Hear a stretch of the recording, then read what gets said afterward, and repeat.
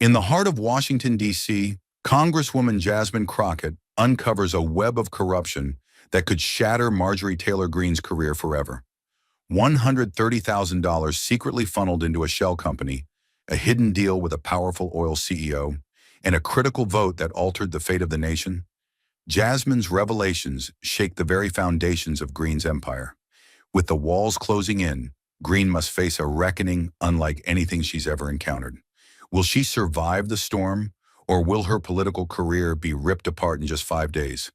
What happens when the truth is too explosive to hide any longer? Stay with us. This is a story worth every second of your time. Under the high ceilings of the Capitol hearing room, a strange tension hung in the air, subtle but unmistakable. Staffers shifted in their chairs, reporters scrolled absent-mindedly, and cameras rolled on what everyone assumed would be another dull, forgettable hearing. No fireworks, no headlines, just noise. But the moment Jasmine Crockett walked in, the atmosphere shifted. She didn't smile, didn't nod. She moved with quiet precision, a sealed folder in hand, and an expression that said she wasn't here to participate. She was here to confront. To most in the room, she was just another Democrat, often interrupted, often dismissed. But today, her calm presence unsettled even the seasoned aides. She took her seat slowly, placed the folder on the desk like a warning, and adjusted her jacket with steady hands. No theatrics, no words. But somehow the silence around her grew sharper, like the room knew. Something was about to break. The silence had stretched to its limit. Every breath in the room seemed to wait for someone else to speak. Until Jasmine Crockett finally leaned into the mic, her voice low, steady, and undeniable, like someone about to tear the veil off a quiet betrayal. "Thank you, Mr. Chairman," Jasmine said, her tone calm, but beneath it lay a firmness that didn't ask for attention. It demanded it. "I'd like to begin today by addressing something that, to me, strikes at the very heart of our responsibility as public servants. Trust." She paused, not for effect, but to be sure every word landed with weight. Her fingers didn't fidget. Her posture didn't falter. She was completely still, except for her eyes, locked forward, unwavering. "I believe that trust has been violated," she continued, her voice tightening just slightly, "by someone in this very room." Now the air truly changed. A ripple moved across the chamber. Chairs creaked, phones lowered. Reporters looked up from half-written notes. Jasmine didn't name her target right away. She let the suspense live, let it build into something tangible. Then, without raising her voice, without theatrics, she said, "I am referring to Representative Marjorie Taylor Greene." The name landed like a stone thrown through stained glass. You could feel the temperature drop. Greene didn't react immediately, but her spine went rigid, her fingers curling around the edge of the desk like she needed something to grip. Jasmine pressed on. She opened the dark folder before her, each motion deliberate as though removing a lock on a vault, and pulled out a single page, printed in plain black ink but charged with consequence. She held it up. "This document," she said, tapping the top corner twice, "is a summary of campaign expenditures filed with the Federal Election Commission." Her voice was louder now, not angry but unflinching. "It shows a total of $130,000 in campaign funds directed to a company called Oak Star Strategies, LLC. A few members of the committee exchanged looks. One aide in the back began typing quickly. Still, Jasmine didn't raise her tone. She didn't need to. The strength was in the facts. "Now here's where it gets troubling," she continued, placing the document gently on the desk like evidence in a trial. "Oak Star Strategies has no website, no verifiable office, no staff directory, no public record of clients or contracts. I called every number associated with the firm 3 times. 2 were disconnected. The third led to a voicemail with no company name. I filed a Freedom of Information Act request. Nothing came back. No corporate tax filings, no state business license, no proof that this company exists in any legitimate form." She let the silence work for her.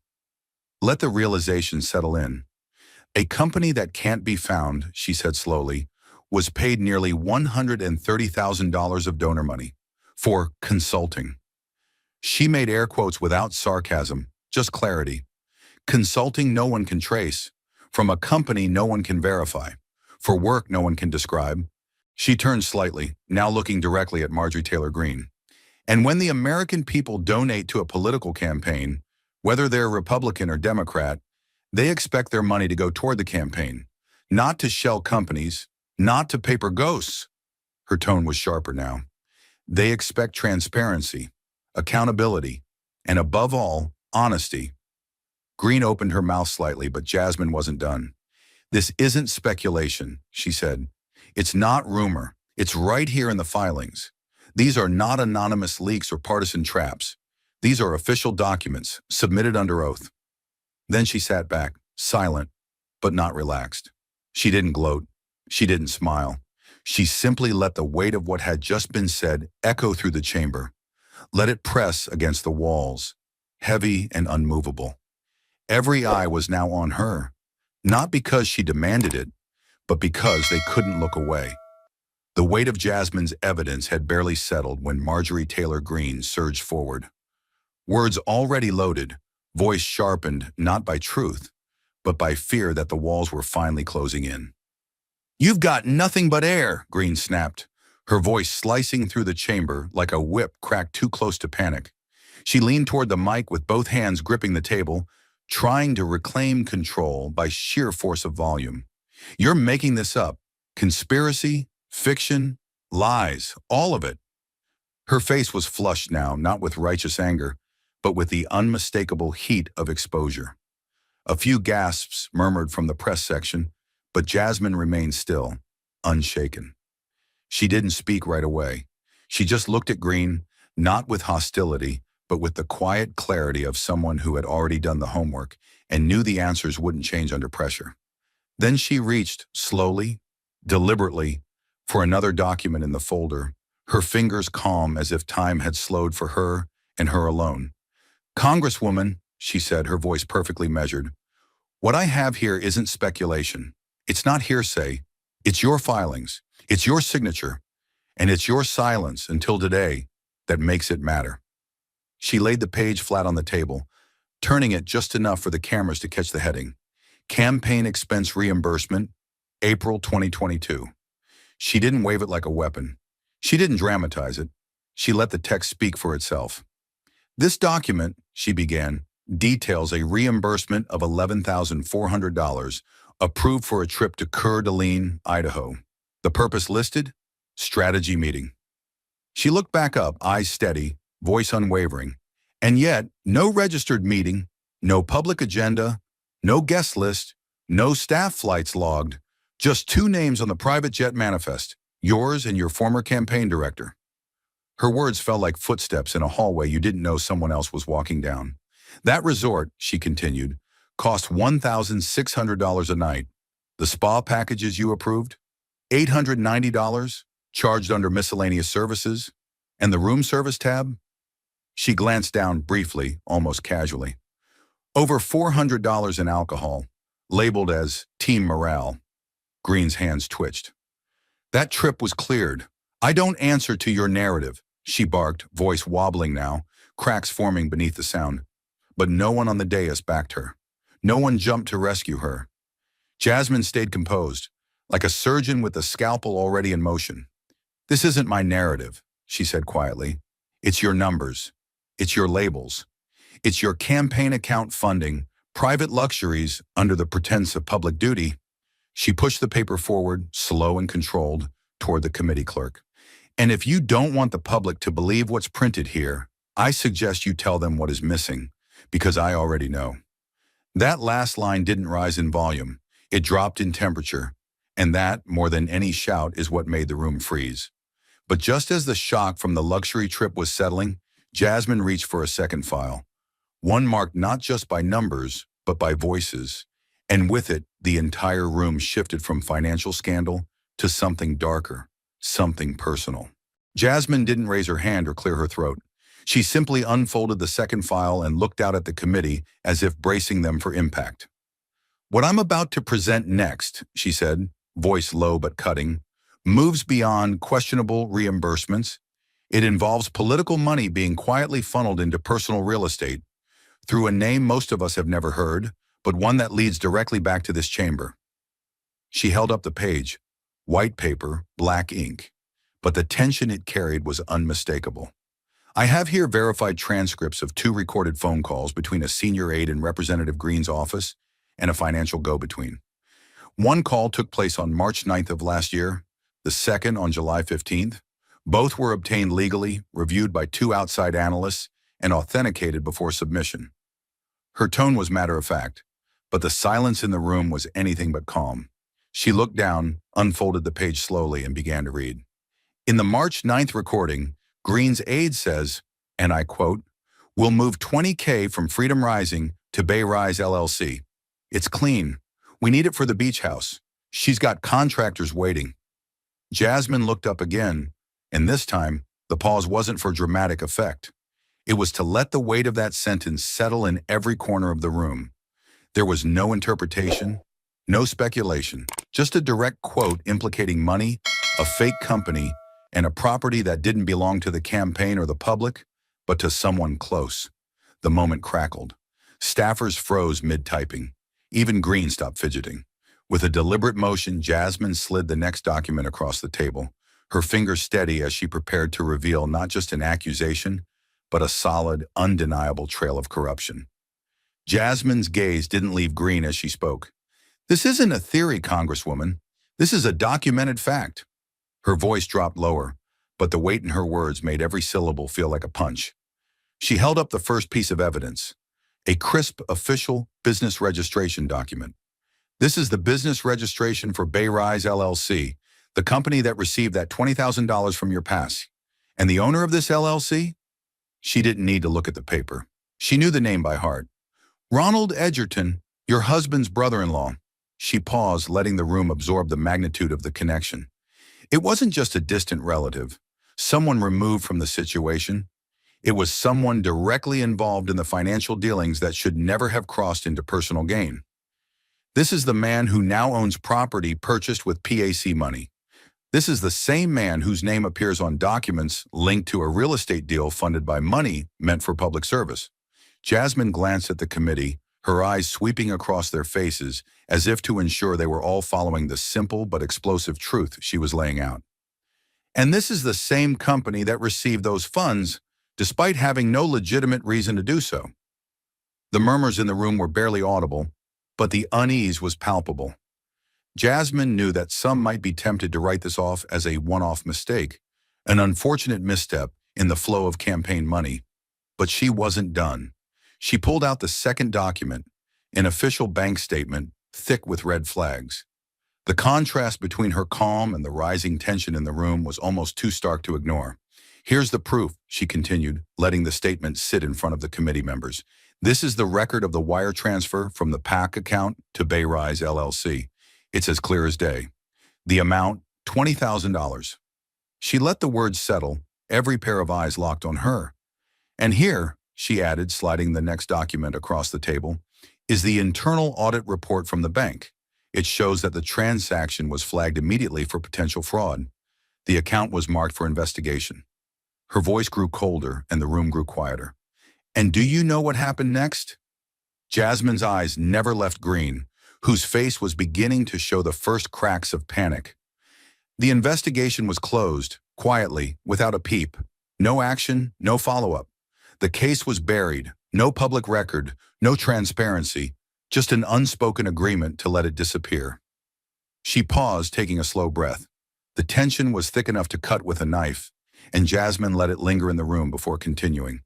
"This isn't a mistake. It's not an oversight. This was a deliberate act, money intended for public good, used to line private pockets. And the system, your system, let it happen.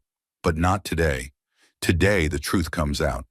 She straightened up slightly, letting the weight of her final words rest on Green's shoulders. "The people deserve to know where their money is going. They deserve to know why someone in this room thought they could get away with this."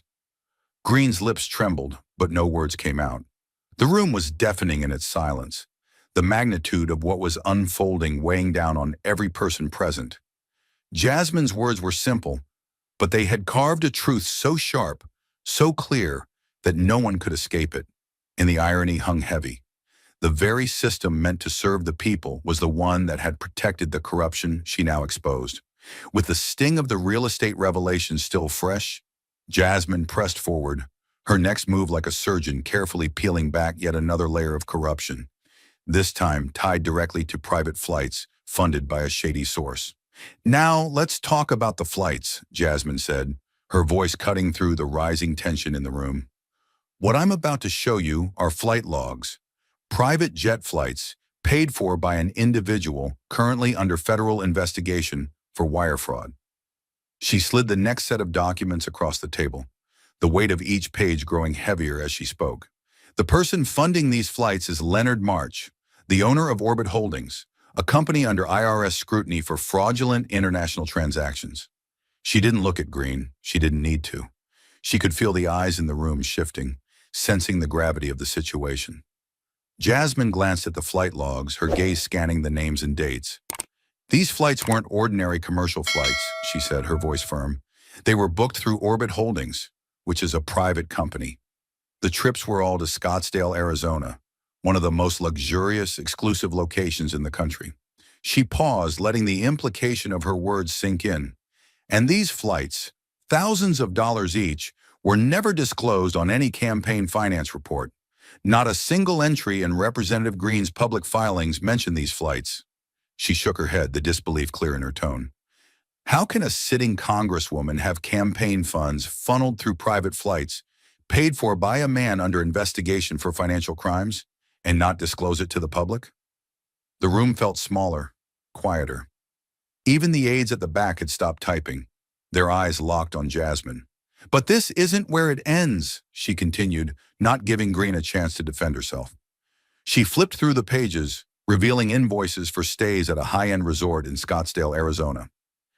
"Once they arrived, they didn't stay at any ordinary hotel," Jasmine said, her voice dropping with the weight of the next revelation. "They stayed at the Phoenician, one of the most expensive resorts in the area, a 3-night stay that cost $3,500, paid for by none other than Leonard March, the same man under investigation." She allowed the figures to settle in the room. The numbers were stark. And again, none of this was disclosed, not a single mention in Green's campaign filings. The question is simple: why not? Jasmine's gaze flicked over to the committee members, her eyes unwavering. How does a sitting congresswoman justify a stay at a luxury resort, paid for by a man under investigation for fraud, using campaign funds that should be accounted for? This isn't just oversight. This isn't a minor slip-up. This is corruption hiding behind loopholes in legal jargon. The silence that followed was oppressive, a heavy stillness as everyone processed the sheer magnitude of the situation. Jasmine's voice didn't rise. It didn't need to. She was speaking facts, hard, undeniable facts. This wasn't a mistake. This was deliberate, and it was done with the expectation that no one would dig deeper, that no one would ask the hard questions. But today, those questions are being asked, and the answers are being forced into the light. Her words hung in the air like the threat of a storm that had only just begun to gather. As Jasmine's evidence continued to mount, Green's composure began to crumble. What had been a controlled, calculated facade started to shatter, and in its place, desperation and fury took over. Green's expression twisted, her face reddening with each word Jasmine spoke. She gripped the edges of the table so hard her knuckles turned white. The heat of her anger was palpable, radiating from her in waves. She could no longer maintain the calm, collected image she had so carefully crafted. "This is ridiculous," Green shouted, her voice rising in pitch as she shot to her feet. "You're twisting the facts. This is all a lie." The committee members flinched at the outburst, but Jasmine didn't budge. She didn't even flinch. She simply continued, her voice unwavering, her presence like a storm that refused to be drowned out by the noise. Green's face was contorted with fury now, her hands waving in wild, erratic motions as she tried to regain control of the situation. "You have no proof. None of this is real." Her voice echoed off the walls, desperate and frantic. But Jasmine remained composed, almost as though the outburst was nothing more than a distant echo. She didn't rush. She didn't need to. She was the calm in the center of the storm, and her next move was already decided. She turned to the pile of documents in front of her, flipping through them with the kind of confidence only the truth could provide. "As I've said before, Congresswoman," Jasmine said, her tone unwavering, "I have records. I have proof, and I have the bank statements to show exactly where that money went." She held up the next page, her fingers deliberate as she displayed the flight receipts for all to see. The flights to Scottsdale, the luxurious resort stays, all paid for by Leonard March, a man under federal investigation for fraud. These weren't just personal indulgences. They were covered up using campaign funds, and that's illegal. She let the words sink into the room, watching as Green's face tightened with each new revelation. "You can shout, you can deflect," Jasmine continued, her voice steady as a calm breeze. "But the more you scream, the clearer it becomes that you have no answer for the facts I've presented. And the public is watching. They see the truth. They know that corruption isn't something that happens by accident. It's a pattern, a choice." Green's face twisted with rage, her hands trembling as she pointed furiously at Jasmine. "You're lying," she spat. "This is a witch hunt. You're trying to destroy me." But Jasmine didn't react to the outburst. She simply looked at Green, her eyes steady, like a steady hand holding the reins of a horse that was trying to run wild. "I'm not here to destroy anyone, Congresswoman," Jasmine said, her voice measured. "I'm here to make sure the truth gets heard. The people deserve to know what's been hidden from them." The room was silent now, an uneasy, heavy silence. Even Green seemed to realize the weight of Jasmine's words, the truth slowly sinking in like a tide that couldn't be held back. Jasmine didn't raise her voice. She didn't need to. The evidence was already speaking louder than any words she could say. "You can call it a smear. You can call it a political attack. But the truth remains. You used public funds for personal gain," Jasmine said, her words ringing in the room like the toll of a bell. "And that's something you can't talk your way out of." For the first time, Green's eyes flickered.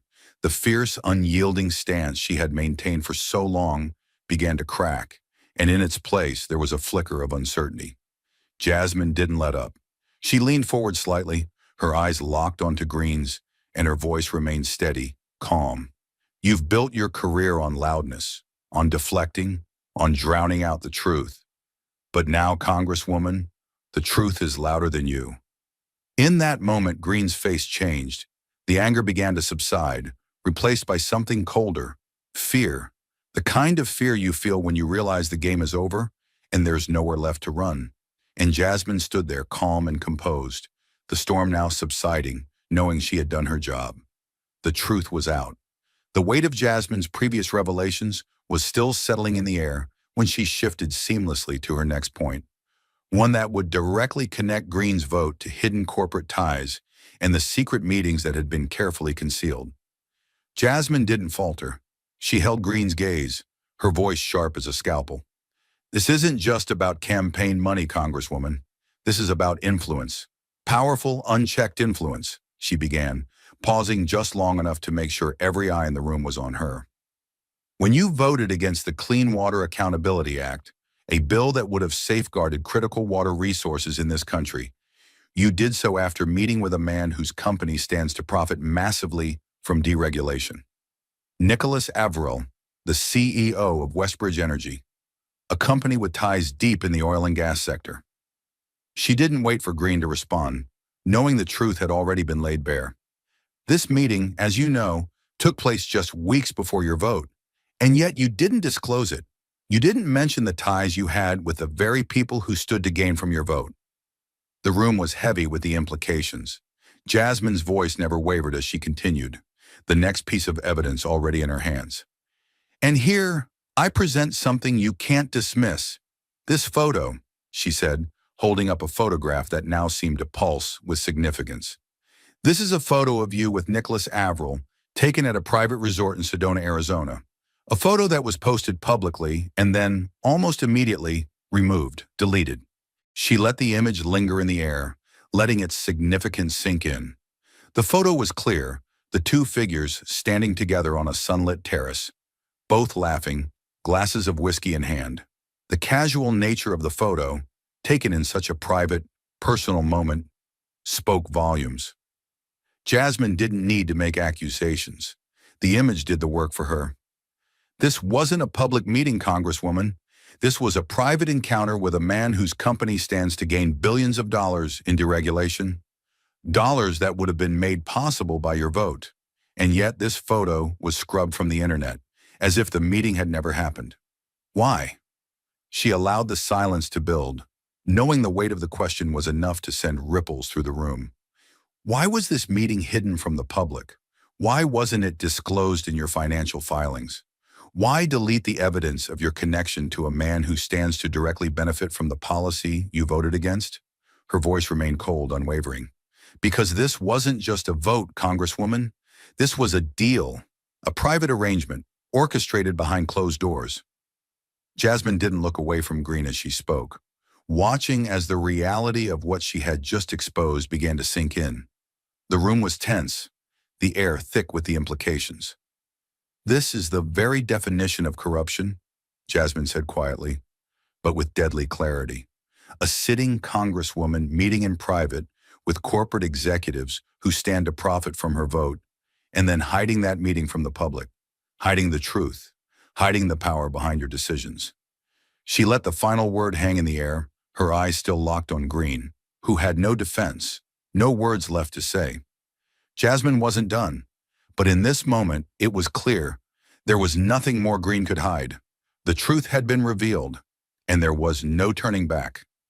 As the air thickened with Green's furious outbursts, Jasmine remained unshaken, quietly turning the page of her file and preparing to dismantle the final wall of her opponent's defense.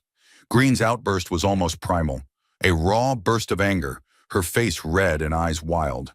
"This is a witch hunt," she screamed, her hands slamming down onto the desk with force that rattled the table. "You're trying to ruin me with lies and false accusations.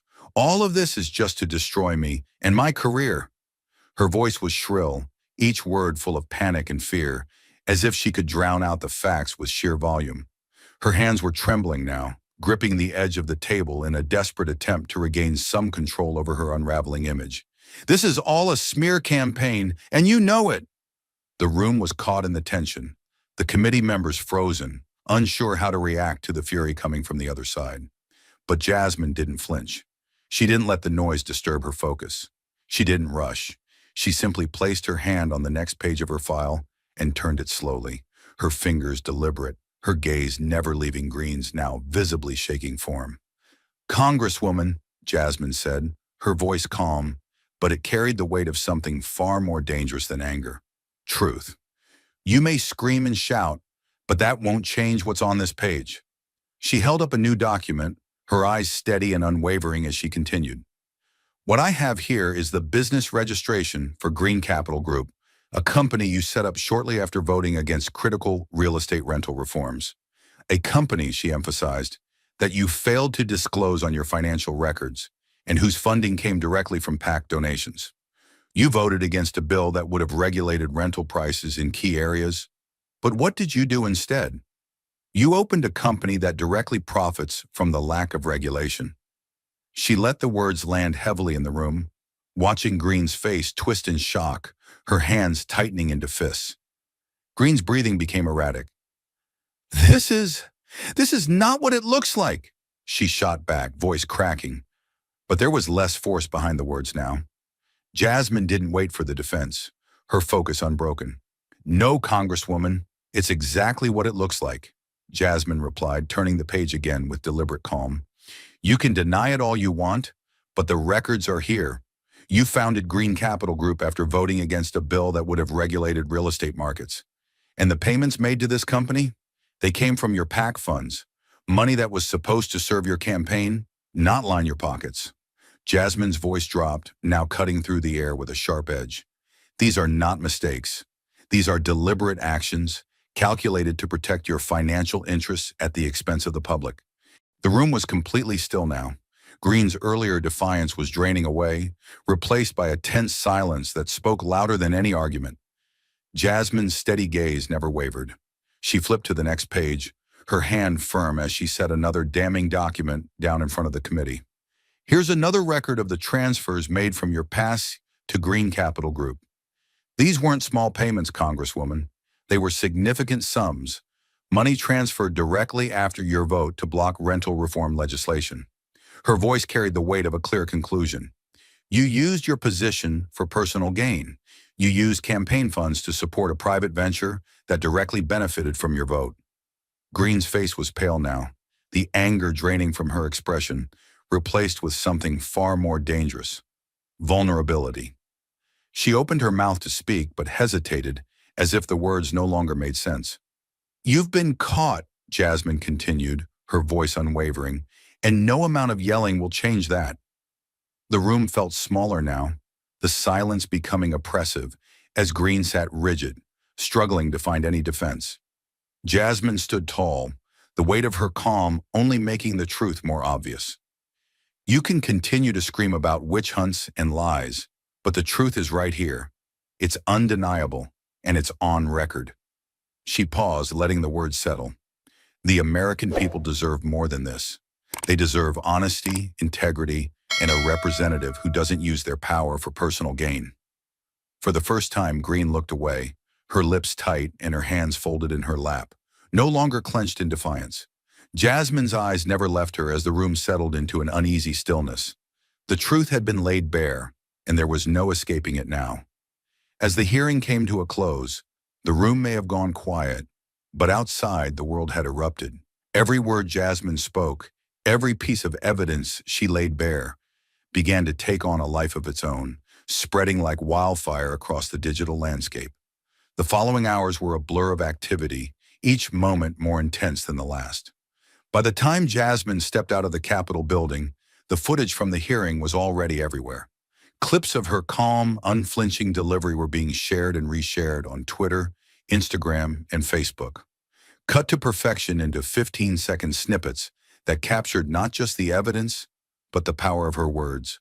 The image of Marjorie Taylor Greene, visibly rattled, her face flushed with anger, quickly became the centerpiece of every post, meme, and news segment.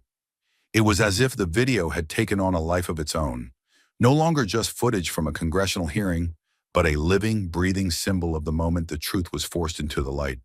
The hashtag #receipt storm was now trending on platforms like Reddit, Telegram, and YouTube Shorts, where every new clip sent shockwaves through the online world. The mainstream media couldn't keep up with the pace. Every second, new comments flooded in. Ordinary citizens, analysts, and political enthusiasts began dissecting every detail Jasmine had presented, from the campaign finance records to the photos of Green with corporate executives. No one could deny the facts Jasmine had laid out. Her evidence didn't leave room for debate. It was airtight. The more they looked, the clearer it became that Marjorie Taylor Greene had been caught red-handed, and no amount of deflection could erase what had been revealed. Even conservative analysts, some of whom had initially defended Greene, found themselves struggling to explain away the damning revelations. One of Fox News' most respected veteran reporters, Harold Miles, didn't mince words when discussing the fallout. I don't care who's right politically, he said in a live interview, his voice steady but resigned. What I see here isn't a political attack. It's a data dissection, a surgical strike on corruption. Miles paused, looking directly at the camera, his gaze piercing. And anyone trying to call this a witch hunt is ignoring the numbers. The data doesn't lie. You can't talk your way out of this one.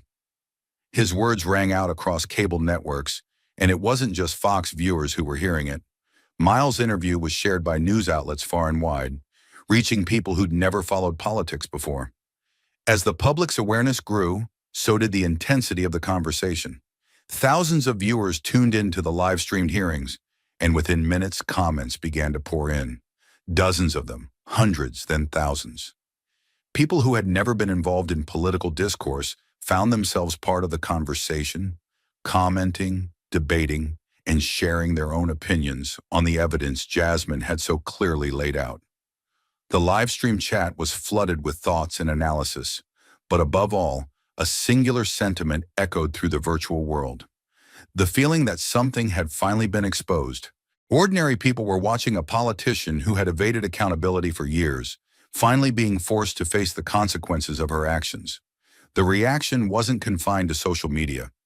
Local talk radio stations across the country began discussing the revelations, with callers from every corner of the political spectrum expressing their disbelief. Many praised Jasmine's calm, methodical presentation of the facts, while others criticized Green's increasingly erratic behavior. For the first time, it seemed like the public wasn't buying the usual excuses or evasions. "She had to know this was coming," one caller said on a Tampa-based talk show. "You can't play these games for years and not get caught eventually. Jasmine did what she had to do, and now the whole country knows." The shift was palpable. An undeniable wave of support for Jasmine was surging through the nation, while Green's deflections were growing more desperate by the hour. Then the analysts got involved. Independent political figures, some from conservative backgrounds, who began tearing apart every claim Green had made. They combed through campaign finance records, connected the dots between her votes and private meetings, and uncovered further inconsistencies in her disclosures. One analyst pointed out how the luxury trips, funded by corporate interests, seemed to align perfectly with legislation that directly benefited those same corporations. "It's a pattern," the analyst said, his voice urgent, "and it's right there in the filings. The question isn't whether this is corruption, it's whether we, as a country, are willing to let this go unchecked." The digital world had become a battlefield, where every new bit of information was eagerly analyzed, every new question asked, and every new piece of evidence dissected under the harshest light. Twitter threads, Reddit posts, and YouTube videos broke down the finer details of Jasmine's presentation. Some even zoomed in on the expressions on Green's face, comparing her denial to the way her voice cracked when the truth was laid out. It wasn't just the facts anymore, it was the way they had been delivered. Jasmine's calm confidence in the face of Green's growing hysteria became the focal point of the entire narrative.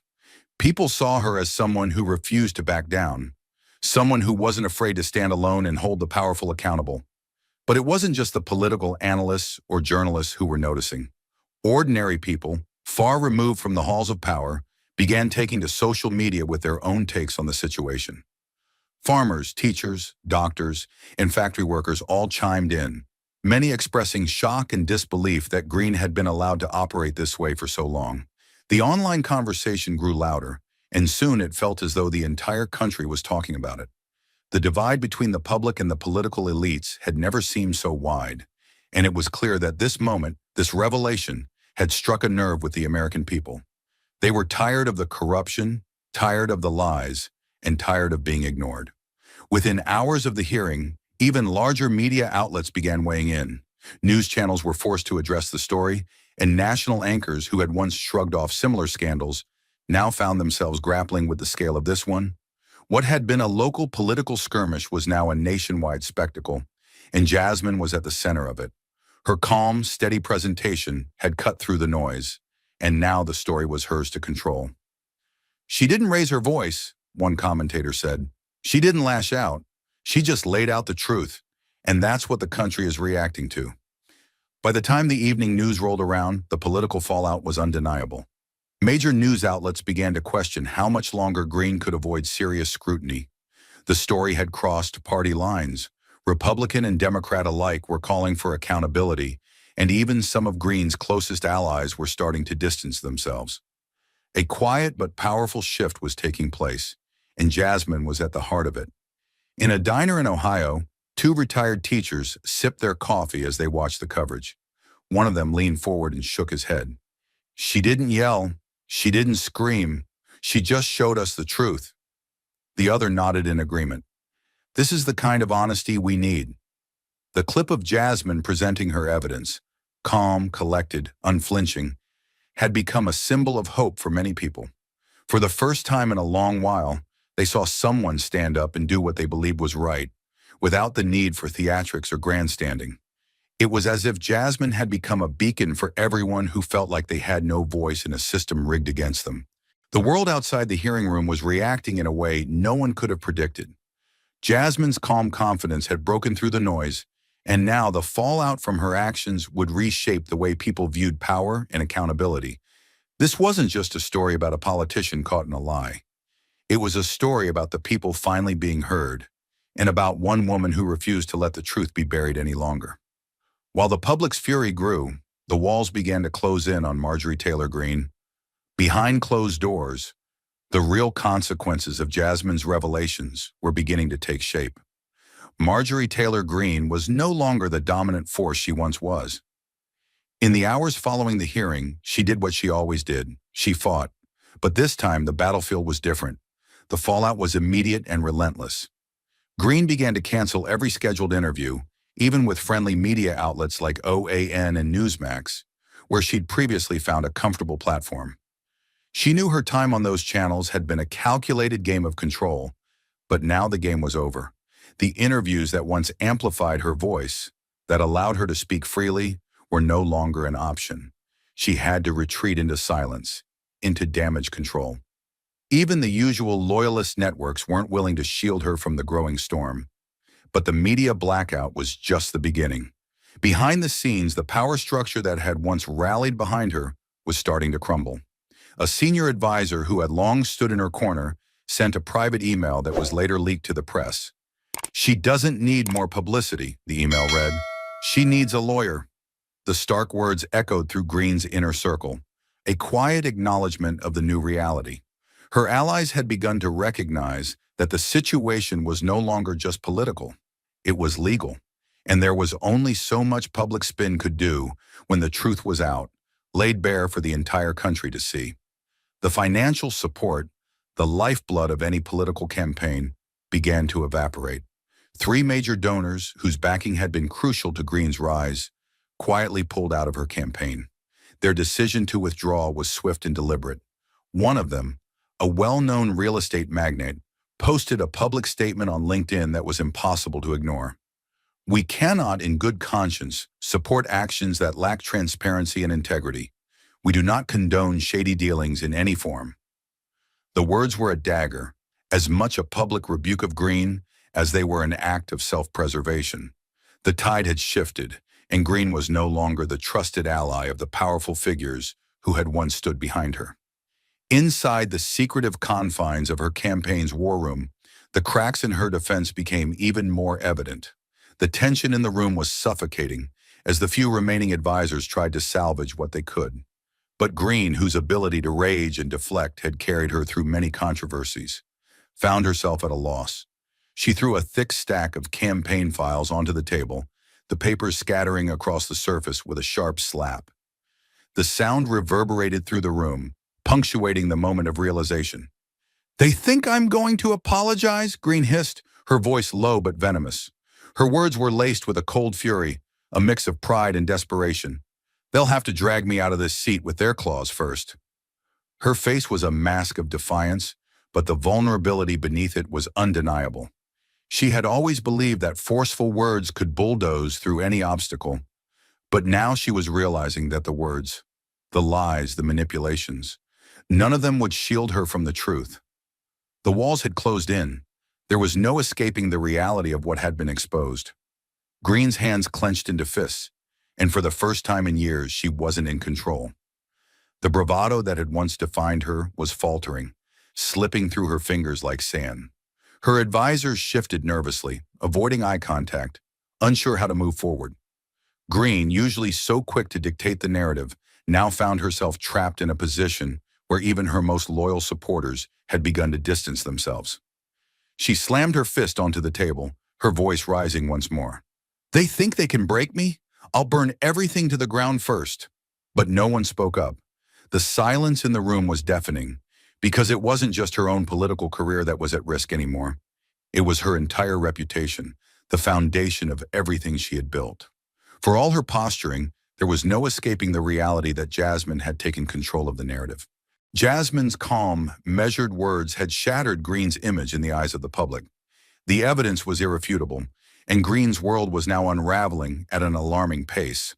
The political allies who had once supported her were now backing away. The financial lifelines that had sustained her campaign were severed.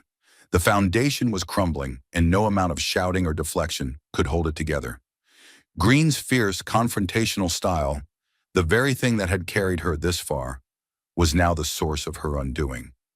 In her final moments of defiance, Greene tried to reclaim her authority, but it was clear to everyone in the room that she was no longer the one in control. The words she once used to silence her critics were no longer enough. Jasmine had exposed the cracks in her armor, and the world was watching as they deepened. For Green, the fight was far from over, but the rules had changed. 1 week had passed since the explosive revelations, and the dust had barely settled when Jasmine walked back into the House chamber. This time, with a purpose. The stage was set for something far more devastating.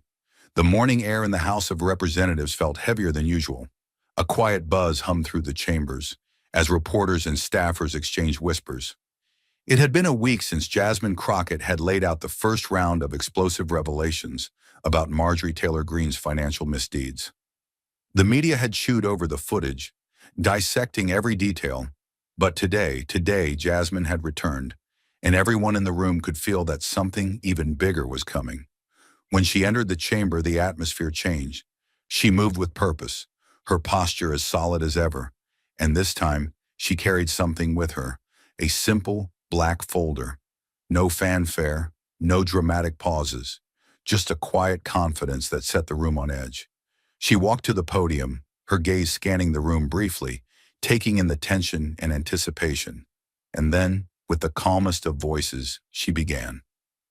"I've verified the authenticity," Jasmine said, her words ringing clear through the silent room. "And what I'm about to show you will make everything from last week seem like the warm-up act." The room tensed at her words. Everyone was already on edge after the previous week's revelations. The tension was palpable, but now it was more than just anticipation. It was fear. Fear of what Jasmine might be about to unleash. She opened the black folder slowly, methodically, as if savoring the moment. Inside there were several documents, but one in particular stood out. A memorandum from Barrow and Price, a well-known financial consulting firm. Jasmine didn't immediately speak. She let the document sit on the podium for a moment, allowing the silence to stretch, the weight of the moment growing heavier with each passing second. "This memorandum," she began, her voice steady but sharp, "reveals a hidden deal between Representative Marjorie Taylor Greene and a major lobby group, a deal made under the guise of environmental deregulation, one that involves not just shady dealings, but outright corruption." She glanced down at the page, her fingers tracing the words as she continued. "It's a consulting contract, one that Greene signed in exchange for support to amend critical environmental laws. The language in the contract is clear. Greene was offered influence over legislation in return for her political backing of deregulation measures that would benefit corporate interests." Jasmine's voice didn't waver. "This deal was signed under the radar, a private agreement between Greene and powerful lobbyists, all while she claimed to be advocating for the people. The hypocrisy is staggering." The members of the committee shifted in their seats, many of them leaning forward as Jasmine flipped to the next page. The tension in the room was thick, suffocating. The audience was fully absorbed in what was unfolding, and reporters, sensing the change in the atmosphere, began jotting down notes, their pens moving faster.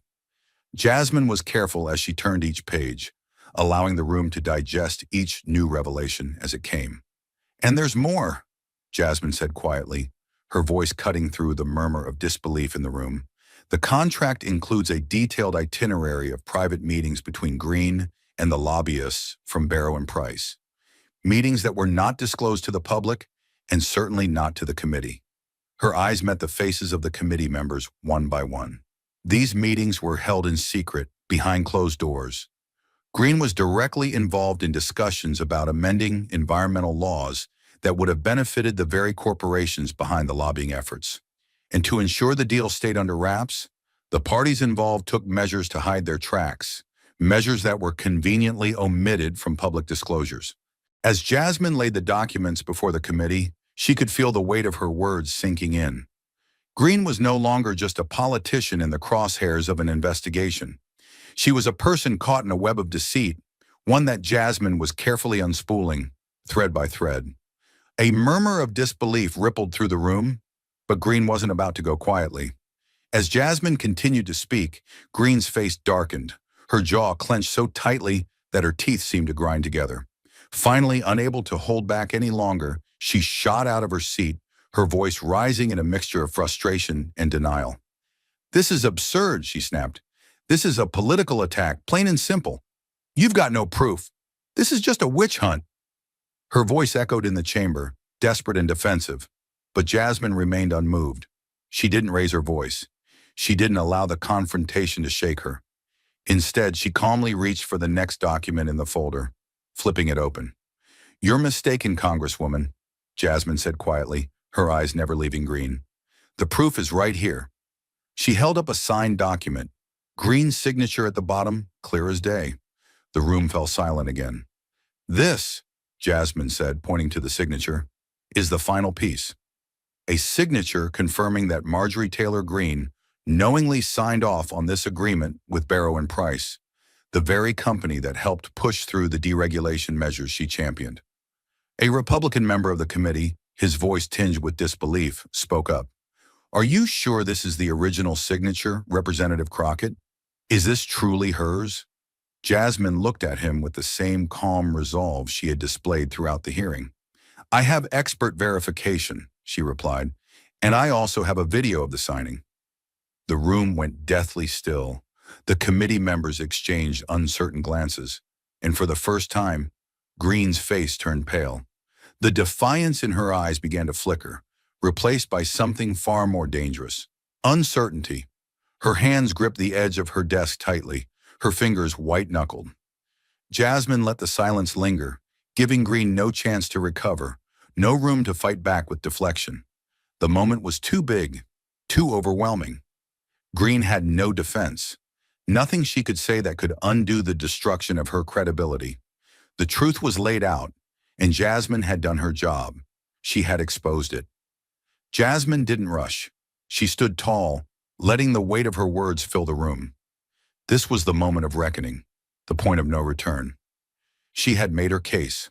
The truth had been revealed, and it wasn't going away. As Jasmine's revelations continued to reverberate across the political landscape, the fallout reached far beyond the confines of the Capitol, echoing through small towns, local communities, and social media platforms where the public's trust was unraveling piece by piece. A week after the hearing, the true scale of the scandal began to unfold. It wasn't just about political games or insider dealings anymore. It was about betrayal, a word that had become painfully familiar to many. In a small town in Kentucky, a 62-year-old man, once a staunch supporter of Marjorie Taylor Greene, sat in front of his microphone on a local podcast, his voice heavy with disillusionment. "I supported her because I believed in her integrity," he said, his words filled with a raw, quiet anger. "I thought she was different. I thought she was someone who stood for something real." He paused, the weight of his own words sinking in. "But now, after everything that's come out, everything Jasmine Crockett exposed, I feel like I've been betrayed. And I'm not the only one." This was no longer just a political scandal. It was personal. Green's supporters, the ones who had trusted her the most, were now questioning their loyalty. Across the country, people who had once seen her as a fighter for the people were now grappling with the painful realization that they had been misled. The trust they had placed in her had been shattered, and in its place was a deep sense of betrayal. In Georgia, the ripple effect continued. At a local church, a preacher stood before his congregation, his voice steady but filled with solemn conviction. "We cannot call ourselves patriots if we are not honest with the people we represent," he declared, his words resonating deeply with the men and women in the pews. "Lying to the American people, betraying their trust, doesn't make us patriots. It makes us hypocrites." The room was silent, the weight of his statement hanging in the air like a thick fog. This wasn't just about politics anymore. It was about integrity. It was about the promise of transparency and truth that Greene had built her career on. And now that promise had been broken. As the week wore on, the effects of Jasmine's revelations reached the younger generation. On TikTok, a new trend began to take over: the receipt challenge. In videos filmed in bedrooms and living rooms across the country, young people began mimicking Jasmine's calm, methodical approach. They'd hold up mock documents, flipping through pages just like she had, before looking directly into the camera and saying, "Let's talk about it." The trend quickly went viral, with thousands of videos flooding the platform, many mocking Greene's fall from grace. It wasn't just about following a trend, it was about demanding accountability, something that seemed to have been lost in the world of politics. The buzz on social media was undeniable. People from all walks of life, from all political affiliations, were watching, sharing, and commenting. The number receipt challenge wasn't just a fun trend. It was a statement, a call for transparency, a demand for truth in a political climate that had long been marred by lies and deceit. The viral videos became a symbol of the younger generation's frustration with the system and their collective desire to hold those in power accountable. The message was clear. The truth had been exposed, and it couldn't be ignored any longer. Meanwhile, the numbers were speaking for themselves. A new poll showed a dramatic shift in public opinion, especially within Green's own base. Her approval rating had plummeted by 17 percentage points in just 5 days, a staggering decline that included even her most loyal supporters. Once untouchable, Green was now a politician in freefall, losing ground not only among moderates and independents, but even among her staunchest allies. The shift was undeniable. The foundation of her political empire had cracked wide open, and there was no telling how far it would crumble. The internal fracture lines were now visible. Donors who had once poured money into her campaign were now pulling back, their support waning in the face of mounting evidence. Party members who had once been vocal defenders were now distancing themselves, carefully avoiding the topic in public. Even the media, once content to follow her every word, began to ask tougher questions. Green had always prided herself on being the voice of the disillusioned, on representing the forgotten, the ignored. But now that same voice was being drowned out by the very people she claimed to speak for. The truth, as Jasmine had made clear, was no longer something she could escape. It wasn't just the political elite who had turned on her. The everyday citizens, the people who had once stood behind her with unwavering loyalty, were now finding themselves questioning everything they had believed in. They had trusted her. They had believed in her fight. And now that trust was being replaced by something darker: disillusionment. The very foundation of her political career had been built on a promise of honesty and integrity, and now that foundation was crumbling under the weight of the truth. Jasmine's words had ignited something in the public, a shift in perception that could not be undone. The political machines that had once propelled Green forward were now working against her. The stories of betrayal and corruption that Jasmine had exposed were no longer confined to the walls of the hearing room. They were everywhere, on social media, in the press, in homes across the country. The fight was no longer just political, it was personal. And Marjorie Taylor Greene was beginning to realize that no amount of deflection or loud, angry rhetoric could bury the truth any longer. Jasmine had done more than just present the facts. She had sparked a movement. And as Green's world continued to unravel, there was no telling where the fallout would end. But one thing was certain: the truth had found its way into the light, and there was no going back. A week had passed since Jasmine's explosive revelations, and while the public uproar continued to grow, inside the halls of Congress, the quieter, more dangerous aftermath was unfolding. The first sign that things were changing came not with a press conference or a loud announcement, but with a simple memo. The House Ethics Committee had officially opened a preliminary investigation into Marjorie Taylor Greene. No fanfare, no grandstanding, just a quiet notification that each member was required to review the evidence laid out by Representative Jasmine Crockett. It wasn't a headline grabber, but it was the beginning of something much more significant. The truth was finally catching up with Greene, and the committee had no choice but to act. The message was clear. The stakes were much higher now. The media, which had once hung on every word Greene spoke, now found themselves scrambling to find a narrative to defend her. But the truth was irrefutable, and the support from her Republican allies was starting to fray. Several party members who had once rallied behind Greene began to avoid the cameras, offering no public defense when asked about the unfolding scandal. The silence spoke volumes. These were the same voices that had once called her a fighter for the people. But now they were silent, unsure how to spin the growing mountain of evidence. There was no longer any room for deflection. In the privacy of her office, Greene sat with her head in her hands, staring at the stack of documents that had brought her to this point. The lawyer who had been with her through countless controversies entered the room quietly, sensing the weight of the moment. She didn't need to ask what was coming. Her voice cracked as she looked up at him, asking, "How much of a chance do I have?" Her lawyer, who had always been the calm presence amidst the chaos, took a long pause. When he finally spoke, it wasn't what Green wanted to hear. "With the level of documentation Crockett has presented, you're lucky if you only lose your seat. If you're unlucky," he trailed off, his silence louder than the words that had yet to come. The reality of it all, what had once been a political battle she thought she could navigate with force and deflection, was now something else entirely. This was about more than just votes. It was about integrity, and the cracks in her facade were beginning to show. She leaned back in her chair, unable to escape the truth of his words.